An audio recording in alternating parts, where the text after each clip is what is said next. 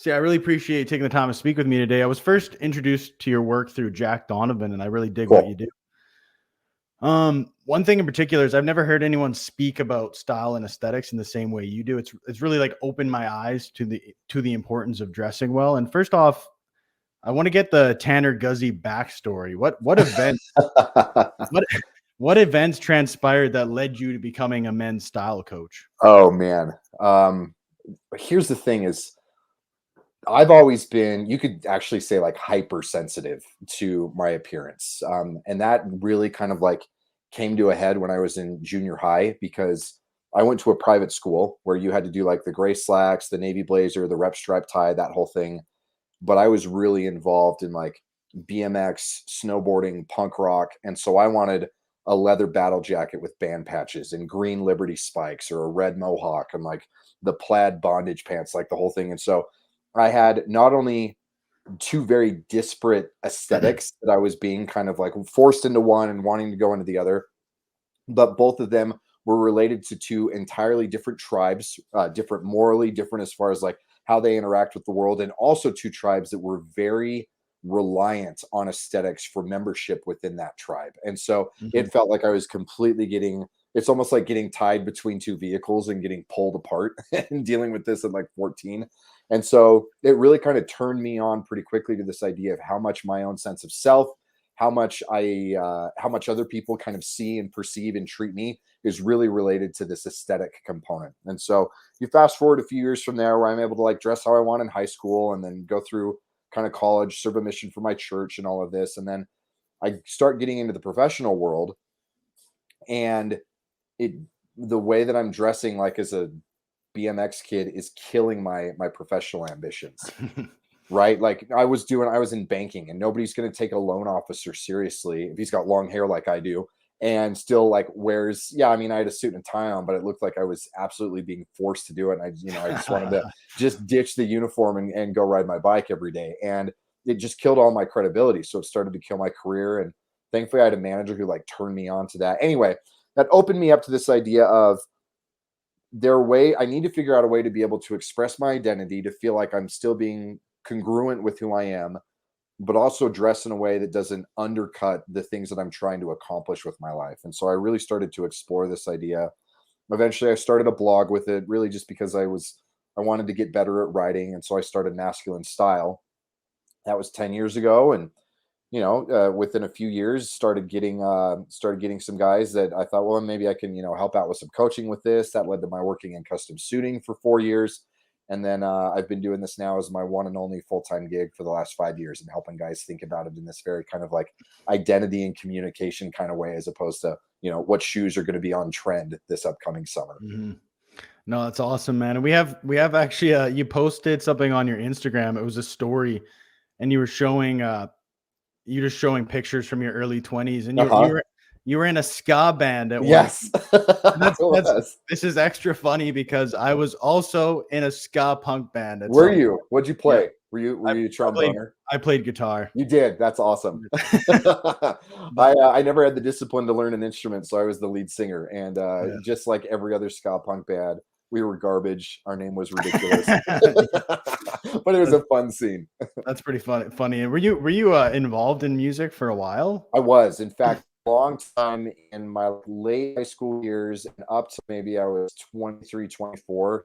That was the core of my identity, was being involved in the music scene. And I wanted to make it big. And that was kind of everything about my life was related to music, which now seems like such a silly thing to build an identity around, but it Yeah. was huge for me in my early 20s.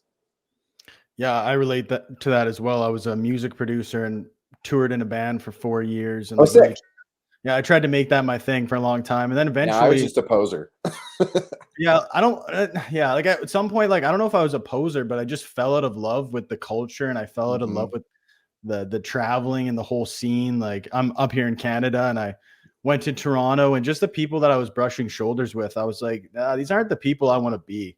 Yeah, And the whole art scene in general is taken over by this woke, the woke leftists have taken over every aspect of art. totally. And that's why when in the same way that I would be really if I was going to go to therapy, I wouldn't really trust the therapist to know anything about masculine issues. Like all therapists are woke.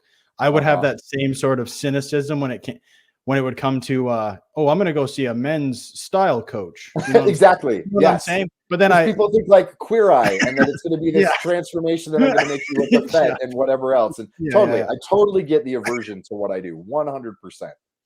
But then when you find someone like, oh, this guy knows Jack Donovan and he's connected with these guys, like I trust his credibility just based off who he's associated with. And then I actually go into the meat and potatoes of your work, and I'm like, oh wow, this guy gets it, and this guy makes me think about in a way that I can actually appreciate. Good. I'm glad to hear that. Cool, man. So I did want to like ask you some questions outside of the realm of style, just to kind of let me clarify one thing real quick though, because I think I put you on the spot and I didn't mean to. I was saying I was a poser, not that you were a poser. Oh no, yeah. Okay, good. I don't want you to now like go through the rest of the interview where like, man, Tanner's kind of a dick. He just called me out like that. I was saying it about me. So okay, let's keep going. I mean, I eventually felt, as I was, I took music very seriously, and I eventually just felt like I didn't fit. Yeah. And then I guess I felt like a poser. I'm like, this isn't me. And I actually you like outgrew the scene. It's not posing. You just became more self-developed than that kind of like stasis that so much the music scene finds itself in. It's kind of funny. I've told this story a few times, but I actually got pretty much kicked out of the scene. Like I had a pretty decent following and like some, a little bit of success on Spotify. And then I started posting some of my ideas that didn't align with the ideas. Yeah. So I pretty much got kicked off my old Instagram account. Oh, man. I was already ready to quit at that point. So I was like, whatever. Well, and good for you for having the integrity to do it. That's kind of like Arthur Kwan Lee. Do you know who he is? The painter? Okay. He's awesome. You should definitely check him out. Fantastic painter. Like, incredibly world renowned. He's won Artist of the Year in like multiple different countries, has his own gallery shows in New York, like big deal of a kid. And he got canceled, I think 2 years ago, because he posted a picture on Instagram of him and his girlfriend wearing their MAGA hats. And everybody, like the whole art world, just turned their backs on him and completely canceled him. And I love guys like you who attain some level of credibility and success and then are willing to walk away from it because you have the integrity to say, no, this doesn't align with my philosophy, with my morals, with what I think right and wrong is. And so I'm gonna stick to my guns on this, even if it means it costs me all these other things. So good on you. Mm-hmm. It's also interesting too, because it is important that we still have like a presence in the art world. Totally. That's one of the drums that Arthur beats. And that's why, Jack and I hit on this a lot, is we cannot cede aesthetic territory to just that crowd. Like, because culture is so much more impactful than stats or rationality or anything else. And so I think one of the problems with any sort of, whether it's the right or traditionalism or, whatever kind of camp you fall into, is we think that, Ben Shapiro's got these like great logical zingers and this is going to totally like demonstrate the hypocrisy. It's like, doesn't matter, because if you're not winning the culture war, if you're not making your ideology aspirational and appealing, if you're not showing nobility and heroism and all of these other things, it doesn't matter how rational your arguments are. People are going to fall and be consumed by the stuff that they engage with emotionally, and too many of us miss that and need to engage on an emotional and a cultural level.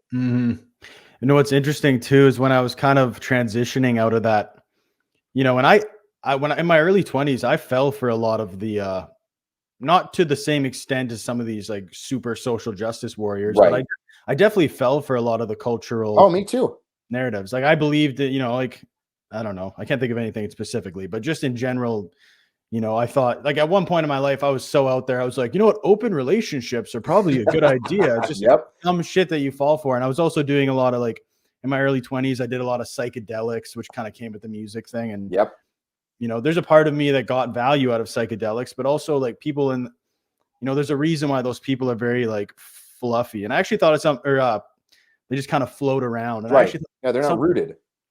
Yeah. Something I thought about the other day, someone posted it on, it might've been, Ajax posted this on his Instagram. He was saying something about, spiritual enlightenment or a higher consciousness minus a spiritual framework equals existential crisis or insanity. Like, you're Man, what just a perfect formula. something like that. Or he said Yeah. something, and then I kind of thought about that, and I was like, yeah, dude, like when I was doing LSD and taking psilocybin, I had these crazy profound experiences, and I had the, I guess you could say my consciousness elevated, Right. but then I had nothing to like tie myself to. No, It's you're in a spiritual wilderness, and there's nothing to gauge yourself on. There's no way to know where you are. There's no landmarks, and so there's no way to navigate any of it.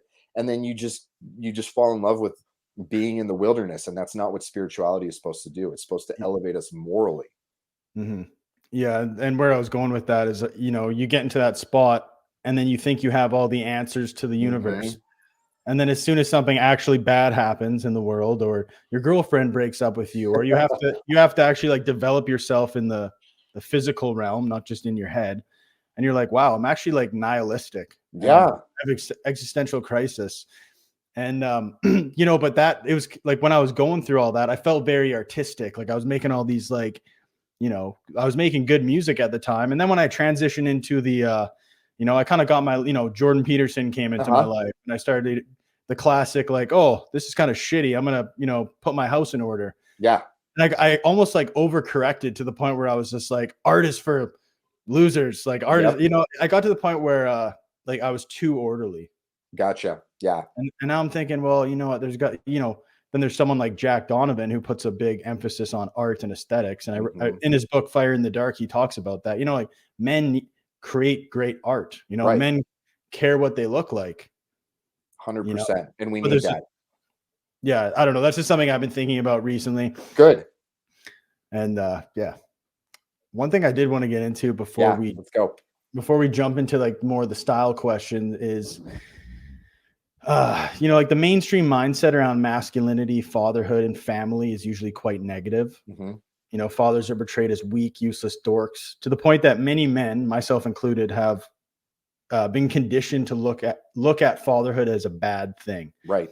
And even these red pill guys who are supposed to be like in the masculine development space, they paint like when I consume a lot of that kind of content, Mhm. I feel negatively about fatherhood and family because they paint it Mhm. in a negative light. It's all And risk, no reward. yeah, She's not yours. It's just your turn. All the other kind of platitudes. Totally. yeah, and I've got, like I got my value. I've read all the books. I've listened to all the content creators in that space, and there is value in it. And I think we get left in the dark when it comes to women in culture. Mhm.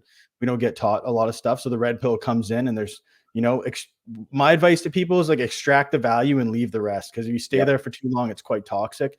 Very. And we're kind of getting the anti-fatherhood and anti-marriage thing from both sides. Like mainstream culture is kind of shitting on it. Then you go to the red pill stuff, they kind of shit on it.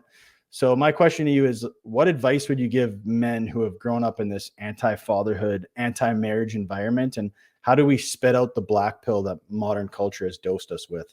Man, I would say the best thing that you can do, because obviously from an action standpoint, the ideal is like get married and have kids and do it young and have a lot of kids. But if your mindset is broken on that, then you're going to go in and you're going to screw it all up, because all you're going to see are the risks or the limitations or anything else. And so, Mhm. what I would recommend you do is start to pay attention to other content creators out there who are incredibly pro fatherhood. You've got guys like Ryan Mickler, who runs Order of Man. You've got Larry Hagner, who does the Dad Edge. You've got Zach Small from Fraternity of Excellence and the Family Alpha. Like, there's so many guys out there that Mhm. really do a phenomenal job of painting fatherhood in a realistic light, and at the same time painting it in an aspirational light. And even from my own experience, I can tell you guys that if I didn't have the responsibility of a wife and 5 children, nothing about what is great in my life as far as my own self development, my own accomplishments, my ambition, my sense of who I am, none of that would exist, because I would just be trapped in this kind of like hedonistic consumerism of I'd be working probably some retail job and addicted to fast food and porn, because there would be nothing that was expecting anything of me. But when you have the burden and the responsibility of not only physically providing for a family, but spiritually and emotionally and intellectually providing for and being responsible for a family, it's rocket fuel to turn you into the best version of yourself if you can see it that way. And you need to surround yourself, even if it's just online, but surround yourself with men who see it that way and treat it that way and demonstrate it that way, because it's phenomenal to be a dad. Mm-hmm. Yeah, I like the way you're putting that, because even just me consuming some of that content that's negative towards that, Hmm. and like sometimes they'll pretend like they're not being negative. Like, we're not saying don't get married, Of but course not. we're gonna tell you like 1,000 reasons why you should never get married or have Right. kids. And Yeah. And even just it's kind of cowardly is maybe a little bit too strong, but it's very risk adverse, where Mhm, there's nothing. One, there's no way to ever minimize all risk in your life.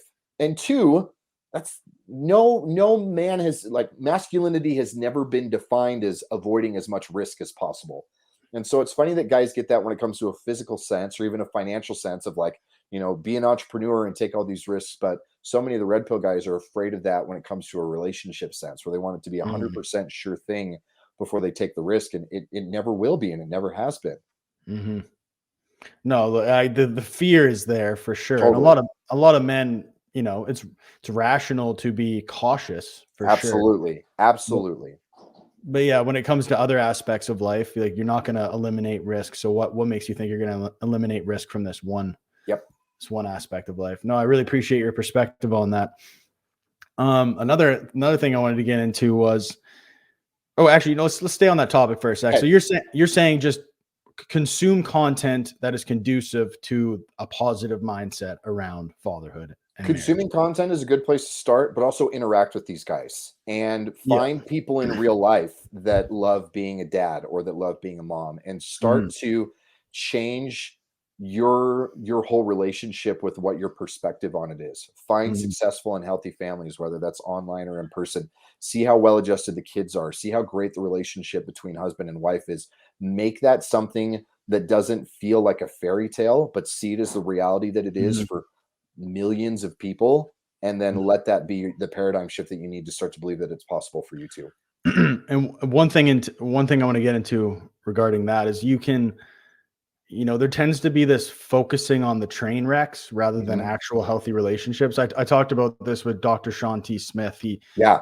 These people that are just hyper focused on everything bad that happens in relationships, but meanwhile, there's tons of healthy relationships all around you.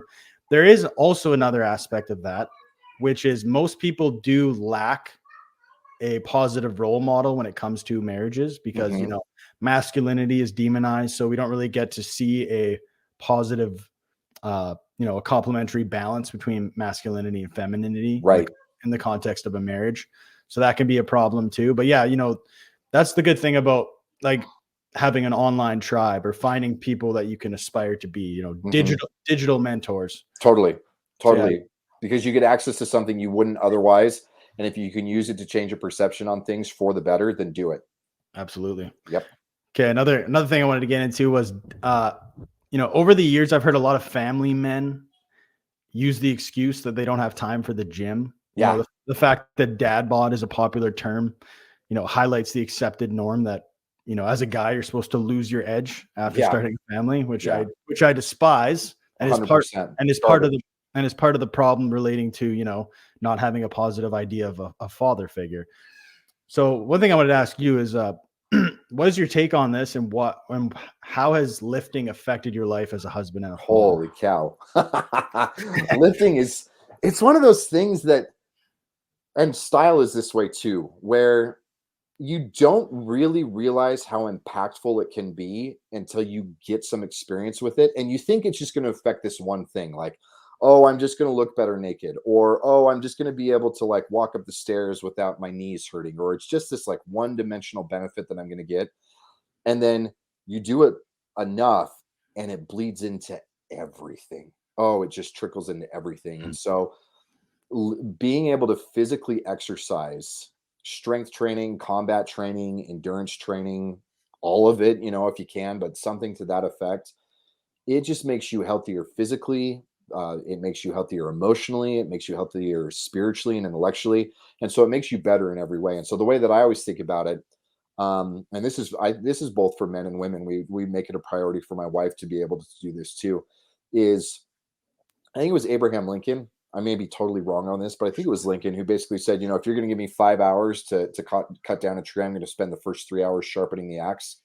And the way that I see taking care of yourself physically Mm, is it's sharpening the axe, because it makes it so that other time that you invest in your work, in your family, in your relationship is so much more effective, and you're just so much better equipped to do what it is that you need to do. And then in addition to that, it makes fatherhood aspirational. It maintains the attraction for your wife and makes your kids realize that it's not that as soon as I bang out a couple of my own kids, my life just becomes complacent and boring yeah. and lame. So gross. So gross, right? But it sets the example for your kids of like, no, dad keeps growing, dad keeps doing new things, dad keeps improving.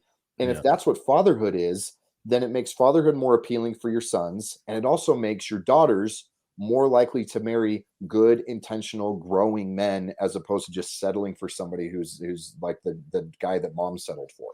Hmm. No, totally. Yeah. I, to me, in regarding style, like talking about style, Mhm. getting in shape is in my opinion, is the single most important thing you can do to I improve your agree appearance. 100%. A lot of You guys know, think that I would disagree with that because it's all about clothing, but no, you get more muscle and less fat on you, and it will have more of an impact on your style than anything else you can do. hmm Yeah. and another thing is the excuse of not having enough time, because you're an individual, like pretty large family. Mhm. You got your own business, and you find time to train. So Totally. what is your weekly? Let's quickly go over your weekly schedule. I'm just kind of curious what your training looks like. Well, here's the thing that's such a blessing for me is that now that I do run my own business, I'm able to set my hours in a way that's a lot easier than it was when I was working 9 to 5. And so I have a home gym and I lift Monday, Wednesday, Friday, usually from like 7:30 to 9:30. I've got 5 guys in the neighborhood that come over and lift with me most of those times. Sweet. And then depending on what I'm training for, whatever the season is, like 2 years ago, I did a half Ironman. Last year was a Spartan race. This year I'm doing a Spartan race again. And then my big goal is to do a 4 plate deadlift and a sub 4 hour marathon on the same day to kind of like get the strength and the endurance thing. Mm, And so my Tuesdays, Thursdays, and Saturdays are usually more built around conditioning and cardio and stuff like that. And so I work out 6 days a week and then take Sundays as a rest days. And it's nice now that I can do that kind of whenever. I can go work at noon if I don't have any calls. But when yeah. I was still working a regular 9 to 5 job, it meant getting up at 5 in the morning and going and working out. And you just have that, you have to have the discipline and the desire to say, yeah, it's -3 degrees outside and I have to go get in the cold car to drive 20 minutes to the gym. But this matters enough to me and I feel better enough and it makes me better dad and it makes my relationship better, that it's worth it. Mhm. Because most of the time when they say they don't have the time, what they're really saying is that I am prioritizing my own kind of inertia of comfort over the time that it would take to actually make it happen. Mhm. Yeah. Yeah, it all just comes down to commitment. Yep. It takes a lot of effort, but it makes your life better. And I'm sure that you've experienced this where, I watch this with buddies because the guys that come lift in the gym that are in my neighborhood, every single one of them that I've invited to come and start lifting has not been into strength training at all. And I have to like kind of bully them into it where it's like, no, you're going to be my friend and you're going to come lift with me. But what's really fun is that you watch this transformation happen. And I experienced it myself where it was like, Mhm. it took a massive amount of discipline and somebody who was like me. I had a bodybuilder buddy that would like drag me out of bed every morning at 5. And it was this discipline to Yeah. get to where you do it. And then you get to the point where it's like, yeah, things are pretty like, I'm going to go more often than not. Like this is the routine that I'm in and everything else. And then you find yourself getting to the point where it's like the world has to be ending for me to miss a Yeah. session in the gym. This is how it was for me this morning. I was at a conference all weekend this weekend. I didn't get home until late. So I got to bed 3 hours later than I normally do. And like the battery went out on the fire alarm at 3 in the morning. And so I have to get Oh. up and like deal with that. And then the kids are up because it messes them up and like just terrible night's sleep. And my wife is just like, "Are you going to get up and lift this morning?" I was like, "Of course I'm going to go lift this morning because I love how I feel when I do it and I'm going to get it." And so it really like you get to the point where it doesn't take discipline to do it. It takes like this massive break up your routine to force yourself not to do it. Mhm. Yeah. No, I totally relate to that. When you first start lifting it, it's a bit of a chore. Mhm. And then and now that I've been doing it for a few years and I'm super into it, every time it's a rest day, I'm like, oh shit, I it's a just rest. want to lift. It's a rest day. Yep, absolutely. There's something interesting it was at the end of your 21 convention talk. I think you've done a few of those. I can't remember Yeah. which one specifically, but you were talking about progressive overload in the realm of style. Uh-huh. And just, we're talking about training, so it's kind of ties into that. At first you have newbie gains, but over time you're going to have to make incremental improvements. Let's say you're speaking to a guy that has just started taking the way he looks serious. What are some basic first steps? Okay, so one of the first things that a guy can do if he's just kind of like dipping his toes in the water on this is ignore dressing up. Sadly, when most guys hear style, they still think, oh, I have to wear suits, or everybody else is in jeans and a t-shirt, and so I have to wear like a button-up shirt and a pair of slacks or some khakis. And that is very rarely the right answer to your problem. That is very rarely the solution. Usually the better thing to do is wear the same thing that you're doing. So if you're in t-shirt and jeans, keep doing t-shirt and jeans. If you're in business casual, keep doing business casual. But you get better quality as far as the materials, and you get a fit that's better. It doesn't mean hyper skinny, but it also doesn't mean like really baggy and loose. And yes, that will be very comfortable. You won't sacrifice any sort of physical comfort. So better quality, better fit, and you actually minimize the amount of colors that you're playing with. A lot of guys feel like, oh, this means that I have to add like all these crazy colors in order to be stylish. But really what you want to do is stick with neutrals like brown, white, blue, gray, that kind of stuff. Yeah. And you'll be amazed at how you will feel differently and people will treat you differently, but you won't feel any of that discomfort of like, oh, I'm way overdressed, or I'm totally projecting myself as a different person. None of that's going to kick in. And so you'll get so much the upside without any of the downside on it. There is a discomfort that comes when you're first trying to, wear good and wear nice clothes. You feel a little weird about it. And, Totally. I've fallen for the trap of thinking that, taking care of you the way you look is feminine or whatever. Like you shouldn't spend too much time on it. And you don't necessarily, once you dial it in, it doesn't need to be a ton of work. Oh, I don't think about my wardrobe that much. Yeah, I don't think It's about really easy.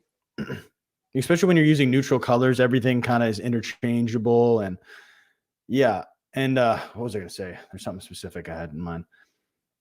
Yeah, the idea of, that idea of thinking, it's feminine or it makes you uncomfortable when you're really trying to put effort into your clothing. And I'm kind of curious why.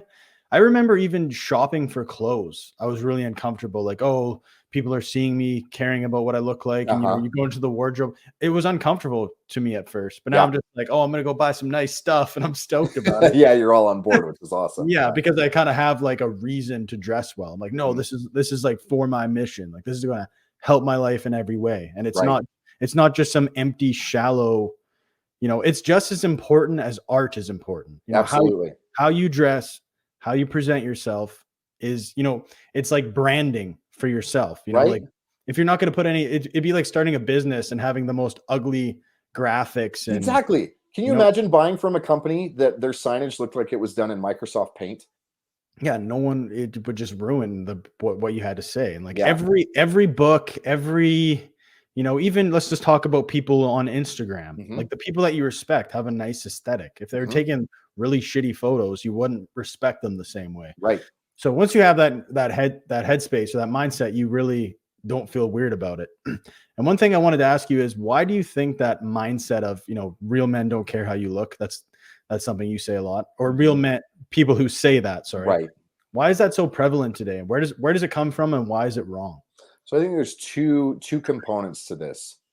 The first one is related to this kind of like cultural bubble that we find ourselves in coming out of the 20th century in the West. Okay.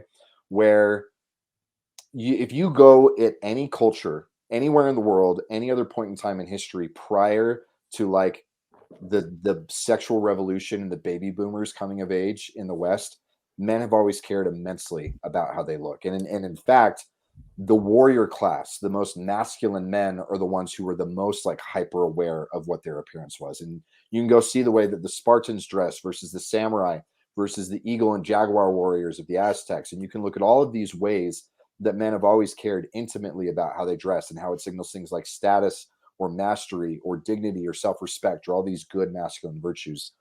And I think part of what happened is that you get the sexual revolution, the baby boomer generation that just rejected everything that had to do with traditionalism. Okay. So it was if dad wore a suit to work, then I want to not have to wear a suit.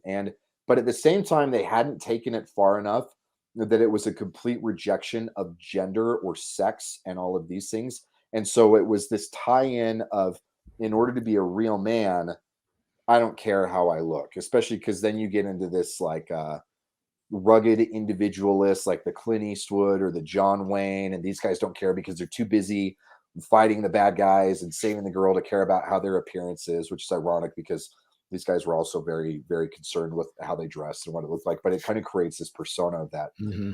So and then it plugs into that this is the realm of women, that they're the ones who are concerned with this, or that this is the way that gay guys care. That it's gay to care about this. And so prior to like the early 2000s, you just had an aversion to gay guys, and so you didn't want to come across that way. But even now, a lot of guys are just like, I don't care, but they still don't want to project like they're gay because it's inauthentic to who they are, and so it feels dissonant that way. So you get all of that, you get all of this kind of like, it's not related to masculinity, it's related to homosexuality, or it's the realm of women. And then at the same time, you get this kind of complacency where most men who are unambitious, who are just trying to like fly under the radar and just like live as comfortably as possible, because technology has made us want to be like, that's the highest pursuit, is what can I do to make myself the most comfortable? And so they will dress in a way that, yes, is physically comfortable, but what's even more comforting to them about it is that nobody notices them. They don't stand out. Nobody has any expectations of them. And so they can just kind of like blend in and disappear. And so when you dress in a way that does start to draw attention to yourself, you feel this discomfort of, oh, people are going to notice me. People are going to pay attention to me. People are going to assume one thing about me, and that may not be true. Or it may be that I want that to be true, but I can't have it be true. And so all of a sudden you insert yourself more into relationships with other people and expectations. And for a lot of guys, that makes them really uncomfortable. I really want to get into that. The pursuit of comfort. That was in one of your talks. Also, it might have been in your latest TED talk. I'm not sure. But you talk about the pursuit of comfort was never a masculine trait. Yeah. I mean, think about it. Go find me a culture, please, anywhere in the world where the most masculine guy was the one who did everything he could to make his life the most comfortable. Yeah. There isn't one. There's never been one.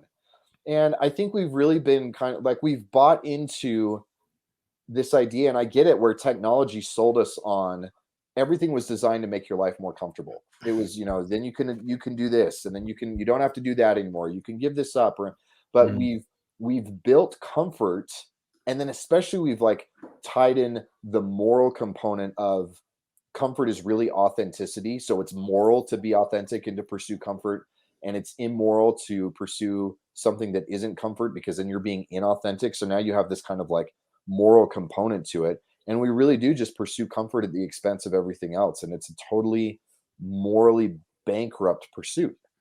And when you wear, sweatpants and a crappy Walmart t-shirt and Crocs or whatever, I'm just trying to think of the worst possible perfect comfort uniform, right? Yeah, never worn Crocs in my life, but No, anyway, you're signaling to the world through your clothing choices that you worship the god of comfort, and that you lack purpose, you lack drive, you lack ambition. Right. And to me, that's, another thing I'm curious about is, say you want comfort. I don't necessarily think you have to give up comfort and function. Not at all. In the pursuit of looking good. No. And it can be anything. I mean, go have a custom suit made and have it designed to fit your body and tell me it's uncomfortable. It's not. If it's made right, it's totally comfortable. Or instead of doing sweats and a t-shirt, do jeans and a Henley, or jeans and a utility shirt. And when stuff is made right and it's made from quality materials, it can be comfortable. And that, I mean, guys, really think about it. You go back 100 years and construction workers were building skyscrapers in button-up shirts and ties and Oxford shoes. Do you Yeah. really think that they were any less physically comfortable in their attire than you are now? Or if they were, that it somehow diminished their capacity to do their job? Not at all. But again, you're worshiping at that altar, that false god of comfort. Hmm. That's interesting. When you think about the people that have, the more dirty jobs, Mhm. construction workers, blue collar, you would put that under the rugged archetype of Yep. style. When I think about that, those guys have a little bit of leeway to kind of, maybe not leeway, because there is a part of you when I've worked a ton of warehouse jobs Mhm. and jobs where you just put on your coveralls, you go to work, you don't really give a shit what your Right. hair looks like. You're just with a bunch of dudes working a night shift, whatever. But even in positions, even in those kinds of environments, you can still look better than, you can still make yourself presentable, even as like a construction worker. You Right. don't have to just, like here in Alberta, we have you'll see a lot of guys on the rigs or guys who work construction, and they're wearing sweatpants, smoking their cigarette. They probably haven't showered in 2 days because they're Mhm. just working their dirty job. But then you'll see the guy that has a nicely trimmed beard, good hair, and he's still wearing like The clothing that work fits uniform. the work uniform, but Yeah, he's got his he's coveralls on. Yeah. still freshly showered. Right. Doesn't like there's still a presentation that you can put on in those environments. So even if you do identify as a more in the rugged archetype, you can still look good in those environments. Totally. And the reason for looking good is usually pretty different too. Well, that's not true. It's different than what you think it is. Because a lot of guys think, well, it doesn't matter. And this is, mowing the lawn or watching TV with my wife and kids or going to the gym. It's like, it doesn't matter what I look like. I'm not there to impress other people. And that's ignoring the main reason why you should dress well. And it has nothing to do with impressing other people. It has everything to do with reinforcing your own sense of your identity. And so if you are slovenly and you don't take care of your stuff, you don't take care of your grooming, and that's what you see in the mirror every day. That's what you see on social media every day. That's what you see on a Mhm. Zoom call. That's what you see in like the reflection in the puddle as you're out on the job site. And that's how you're going to start to identify yourself. But if Yeah. you still see that it's like, no, I take the time to shower every day, or I wear better quality boots, or yeah, I keep my beard a little bit cleaner. Mhm. I patch my coveralls instead of just letting them be totally ratty, Yeah. then you reinforce in your head that it's like, no, I'm a man who cares about quality and cares about performance, and there's a discipline to me. Mhm. And you give up feeling you don't feel as trapped, because a lot of guys who work these crappy jobs feel like they're just trapped in it, that they're Mhm. something that their boss or their industry or that like civilization in general is just acting upon them. Whereas if you can exert a little bit of discipline and a little bit of control over what you wear and how you reinforce that in your head every Mhm. day, then you start to see yourself more as an agent of action as opposed to an object that is being acted upon, and it changes your whole self-perception. Mhm. That you know what? I'm gonna relate that to what you say about authenticity. You say that it can be used as a crutch. Yeah. Some people can be like, well, this is, you're working that. Let's relate it to that guy who's working that job, feeling like shit, like, oh, I'm stuck here. I'm just dressing how this, I'm dressing like the man who would have this job Hmm. and feel this way. So it's almost like you're dressing in like to match your self-limiting beliefs. Absolutely. And you talk about, rather than being authentic to who you are today, be authentic to the best version of yourself. Yep. And, to me, that was a profound way of thinking of it. I was like, oh yeah, like that's, strive to be that, like dress like the person you're striving to become. Hmm. And so there's a part of me that's great advice, but I'm wondering if there's a balance between dressing like the best version of yourself and becoming a poser potentially. Totally. Like you want, like if you're like working a construction job, but you're going to med school, you're not going to like dress like a doctor to the, what I'm saying? No, Like, right, absolutely. Yeah, you still have to be socially aware enough to know like where you are and what you're doing and who you're interacting with in order to be able to keep all of that consistent for sure. a And good, that's where you get the tryhards and the posers. yeah, maybe a good example of that. You use Kanye West as an example of the rakish archetype. And if that guy came in, wearing something outlandish to a job interview, but he's just some kid, like just some kid who has Yeah, he's not Kanye. He's just some no kid. success Yeah. in life at all. no work experience. He comes in and he applies for a warehouse position. That guy's going to be like, I'm not hiring this kid. Right. You know, because but you see some famous artist or, you know, some eccentric guy who's earned the right to wear that kind of, you know, to wear those clothes. It's a totally different thing. So Totally. yeah, that's interesting when you think about it. The balance between, you know, striving for that higher ideal, wearing the clothes that match that, and not being too out there. Totally. Yeah, it's a balance between all of it, because you want a little bit of dissonance between how you see yourself and how you dress and present yourself, so that it kind of forces you to change your behavior and your self-belief to reflect that new image that you present to yourself. But if there's too big of a disparity between the two and there's too much dissonance, then it does start to undermine your self-perception, the way other people see you and treat you, and all of that. Yeah. Mm-hmm. And just because we've been talking about the archetypes, could you break down those 3 archetypes? Sure. Yeah. That'd be great. Yeah. So there's 3 of them, and you can think about it as the 3 R's. And to give you guys kind of an idea of why this matters, good style starts on the inside and then it expresses itself outward. And so you have to know what your primary style archetype is to be able to feel authentic in what it is that you're wearing. Because otherwise, like, yeah, if you're a construction worker and you wear a suit all day, it doesn't work, because it's not New York in the 1920s anymore. And so there needs to be this congruence here. So the way that it works is you've got rugged, refined, and rakish. And to break these down, rugged guys primarily exist and interact with the world in a physical way. So these are the guys that do blue collar jobs. They're the guys who are athletes, or really big into fitness or other stuff like that. And their main interaction, the time that they feel best, is when they're doing something and they're physically engaged in it. The refined guys are the guys who really thrive in being able to navigate hierarchies. They love being able to know who's in charge of who and how these rules can make this outcome, and they do really well in being able to navigate that. And maybe that you're at the bottom, the middle, or the top of the hierarchy, but whatever it is, you really thrive in being able to play by the rules according to what human systems of hierarchy are. And then the rakish guys, the third guys, are the ones who understand hierarchy just as well, but they thrive by going against the grain and playing outside the rules, coloring outside the lines, and really kind of like being a little bit of an iconoclast or kind of dissident in that way. And knowing which one of those 3 is your primary is going to give you a really good way to start dressing in a way that feels congruent with who you are. Because if you feel better by understanding hierarchy and conforming and kind of playing by the rules, then dressing in a rakish way where you throw a middle finger at all that is going to feel completely awful. Or a lot of guys who are super rakish, I'm sure you felt this by being in the music scene, if you look too conformist, then it drives you crazy, and you almost feel this like deep sense of shame in dressing in a way that conforms too much. And so knowing how you fit in with these archetypes is a really good place to get started with your style. Yeah, great style. Like, you need to have great self-awareness. Totally. You know, that's a big part of it. And it's interesting to me, like, even someone like yourself, you know, you got the beard, long hair, that's a rugged look, but then you have that in contrast to the suit. Like when you're doing your TED talk, I was like, that's a badass look. You know, you look rugged and masculine, but you also have a suit on. So it's, you know, you can mix these archetypes together. Like Very I would much so. Personally, like I identify with the rugged archetype. You know, I've always worked like blue collar type jobs.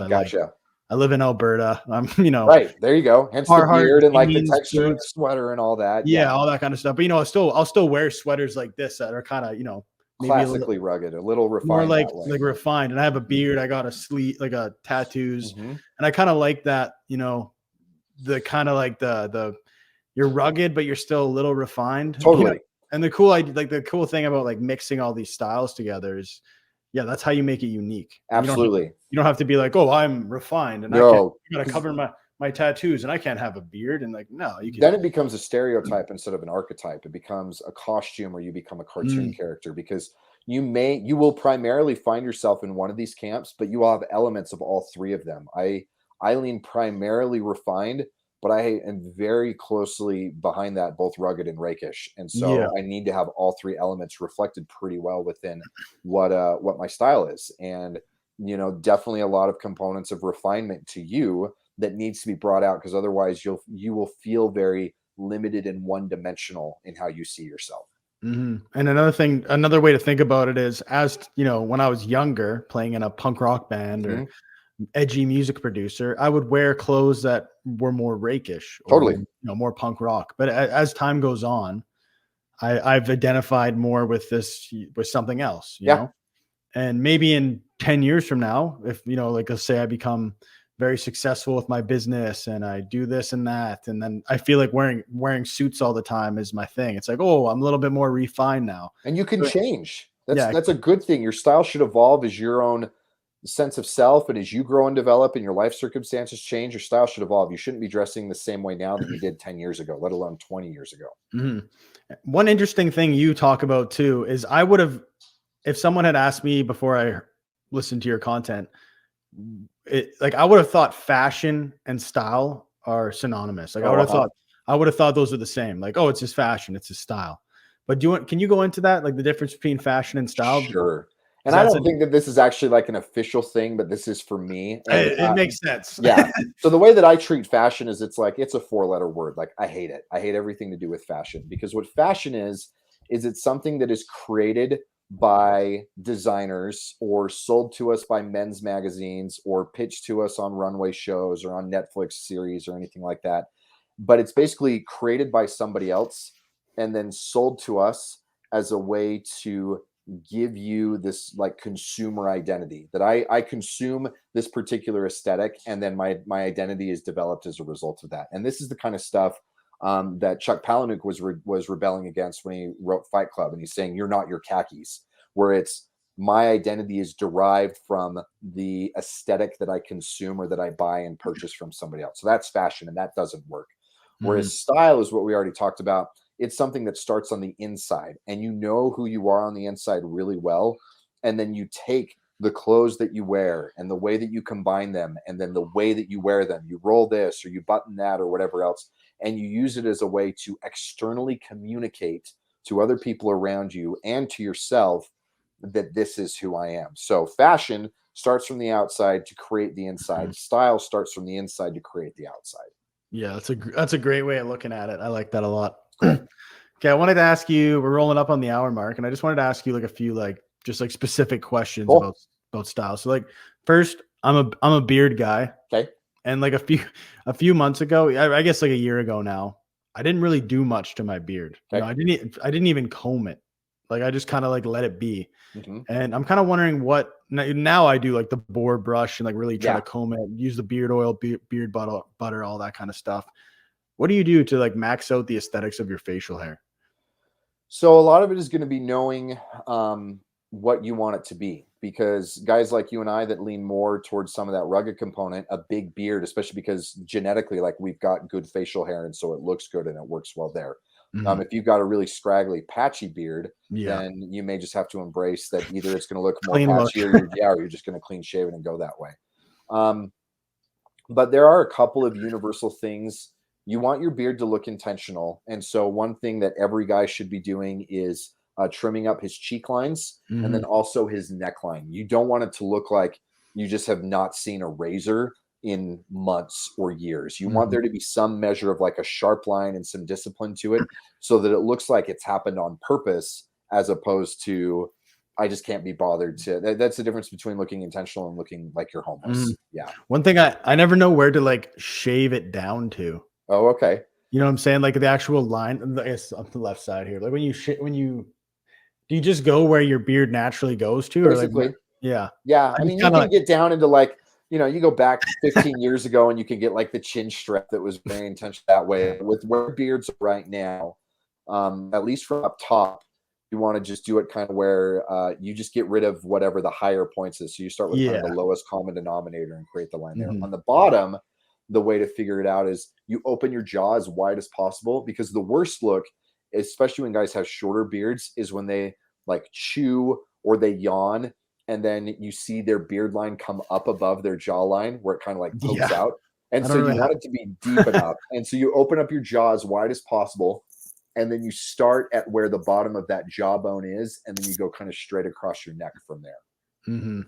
No, yeah. I don't really like, it's kind of tough with my beard because Yeah, it's so yours, thick. you don't have to worry I about don't it. think I have to worry about it. Right. But yeah, if it's shorter for sure. Yeah. And like, people with straggly beards, that's like going bald and trying to hold on to your hair. Exactly. You just got to embrace that it's not going to work for you and let it go. Yep. Yeah. So the other thing I wanted to get into is glasses. And that's Mhm. something that I didn't really hear you talk about. And I was hoping you would talk about at some point. But then recently you just posted something on that. And it's a sign, glasses are a sign of inferior genetics because I have bad Can't eyes. see. Like, Yeah, your I eyes don't can't work see. like this shit. Yeah. And it definitely can take away a man's edge because I feel like when I don't have my glasses on, I look better. Mhm.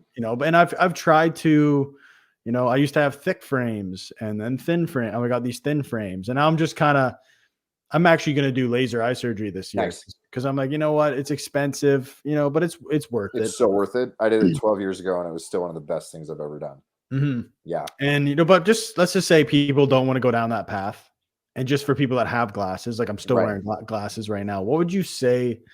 What advice would you give? Uh, your clients to Yeah. think. What would you tell them to think about when choosing a pair of glasses? So I'll give this same kind of general principle applies to glasses as it does to balding, where you don't want to look like you're trying to hide the fact that it's happening, Mhm. because you're never going to actually hide the fact that it's happening. I mean, yeah, you can wear contacts, but if you want to wear glasses, there's no such thing as a pair of glasses that's actually going to disappear. Or yeah, if you're balding, by all means, shave your head all the way and be Mhm. bald. But trying to do like a comb over or something else, it doesn't actually look like you're not balding. Everybody just sees that you're trying to cover it up, because Yeah. what that communicates is some level of self-consciousness about it. It's like, oh, I really can't embrace this about myself. I wish that this wasn't the case, so I'm Yes. going to do everything I can to hide it.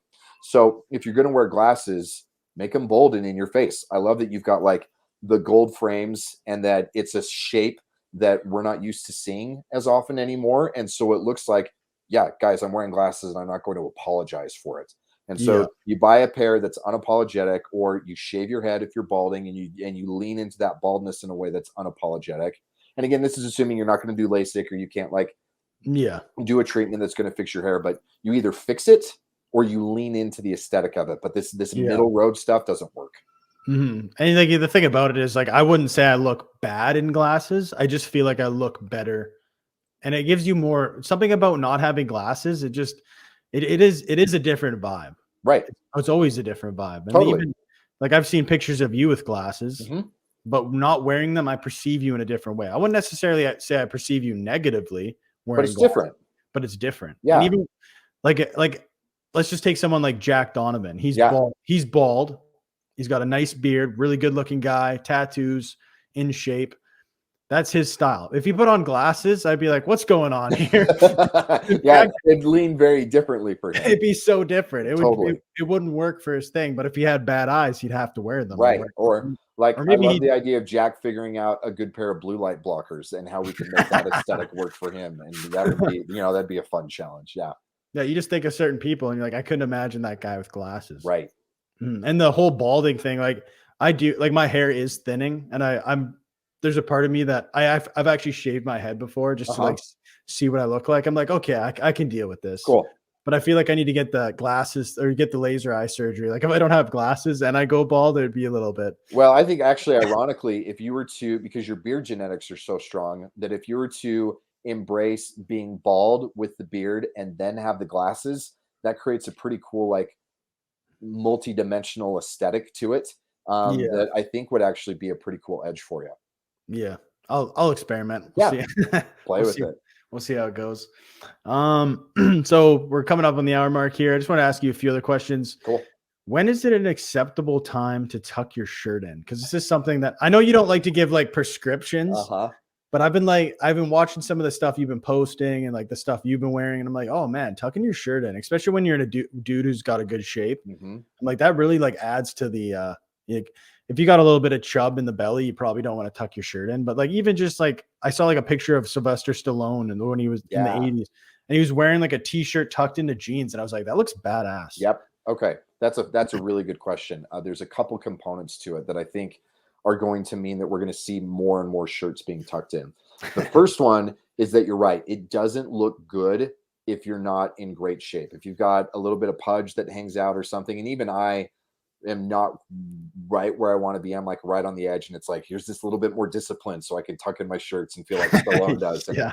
But as you get this kind of broader separation between the fit and the fat, you're going to find the guys who are really in shape embracing styles and aesthetics that only really work if you're in great shape. So I assume we're going to start seeing guys tuck in their shirts more as a result of that, because you have to be in great shape to be able to pull it off. And then two, the other aspect of it is that not tucking your shirt in is this very like boomer Gen X version of rebellion.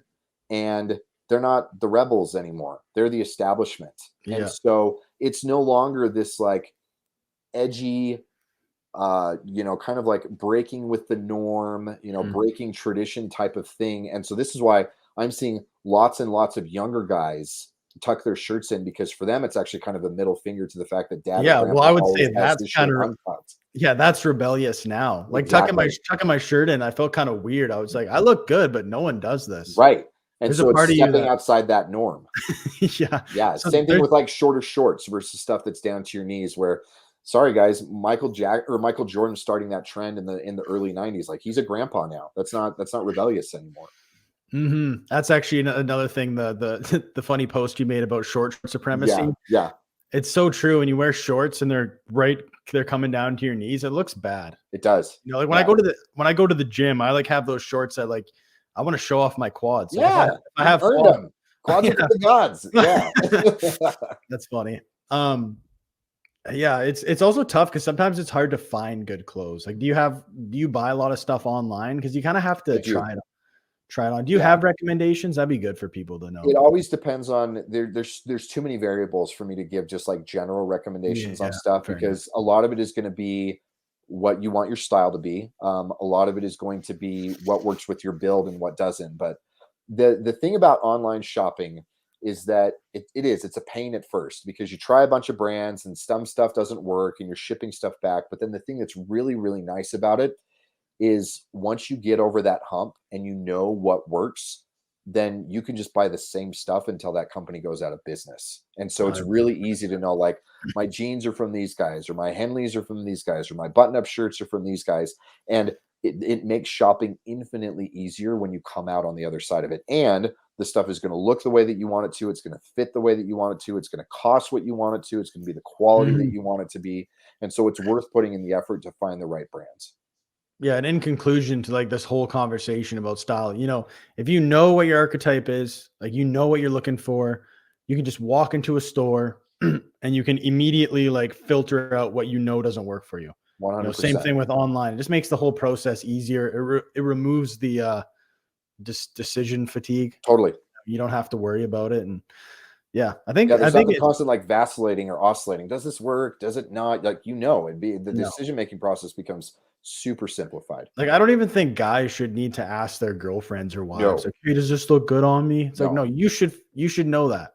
Yeah. You can ask her if she likes it, but not if it looks good on you or does it work or anything. I don't even want to ask her if she likes it. I like it. Exactly. There you go. Yeah. That's the confidence you need. All right, buddy. Well, I really appreciate taking the time to speak with me. If you could just let people know where they can find you if they're interested in your coaching service, that'd be great. Yeah, absolutely. So the main site is masculine-style.com. If you go check that out, there's actually a place where you can go take a quiz. Super easy, 7 questions, and then it's going to tell you which of those 3 archetypes is your main one. So it'll kind of get you started. It'll get you on the mailing list and get you a bunch of like good entry-level content to get this journey going for you. As far as social media is concerned, and you guys have already experienced this on the call today, where I definitely talk about style, but we talk about masculinity, we talk about fatherhood, we talk about morals and philosophy and religion and all these other things that are way more important about being a man than just the clothes that you wear. And so I do all that on my social media too. And so main platforms are Twitter, Instagram, now even a little bit of TikTok, and all of those are just at Tanner Guzy. So you can go find me and follow me on any of those. Awesome, man. And what was the name of your podcast again? So this isn't a style one. It's called Spiritual Arson. Yeah. And it's all related. So I'm a member of the Church of Jesus Christ of Latter-day Saints. A lot of people call us Mormons. And I do a podcast every week with my co-host, who's a member of the church. And we just talk about different aspects of our faith, and we do it in an unapologetic way. Sweet, man. Yeah, that's cool. Awesome, buddy. Well, I really appreciate you taking the time. Thanks for having me on, man. It's been great. Yeah, you have a good rest of your day. You too. Thanks.